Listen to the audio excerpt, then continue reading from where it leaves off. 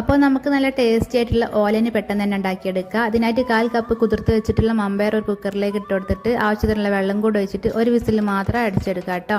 ഇതിലേക്ക് ഇളവനെന്നും കുമ്പളം എന്നൊക്കെ പറയുന്ന ഇത് ചെറിയ പീസാക്കിയിട്ട് എടുക്കുക. ഈ ഒരു സൈസിൽ പീസാക്കിയിട്ട് എടുക്കുക. എന്നിട്ട് ഒരു വിസിൽ അടിച്ചതിന് ശേഷം ഇതിലേക്ക് നമ്മൾ ഈ ഒരു കുമ്പളം കൂടെ ചേർത്തിട്ട് ഒരു വിസിലും കൂടെ അടിച്ചെടുക്കുക. ഈ ഒരു സമയത്ത് ഉപ്പൊന്നും ചേർക്കരുത്, ഇങ്ങനെ വേവിച്ചിട്ടെടുക്കുക. ഒരു വിസിൽ അടിഞ്ഞതിന് ശേഷം എയറൊക്കെ പോയതിന് ശേഷം ഇതിലേക്ക് പച്ചമുളകും കരിവേപ്പിൻ്റെ ഇലയും ഉപ്പും കൂടെ ചേർത്തിട്ടൊന്ന് മിക്സ് ആക്കിയിട്ടെടുക്കുക.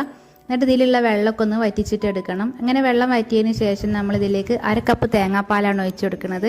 അപ്പോൾ ആദ്യം 1/4 കപ്പ് ഒഴിച്ചു കൊടുത്തിട്ടൊന്ന് പാകം നോക്കിയിട്ട് ഒന്നും കൂടെ 1/4 കപ്പ് ഒഴിച്ചു കൊടുത്തിട്ടുണ്ട്.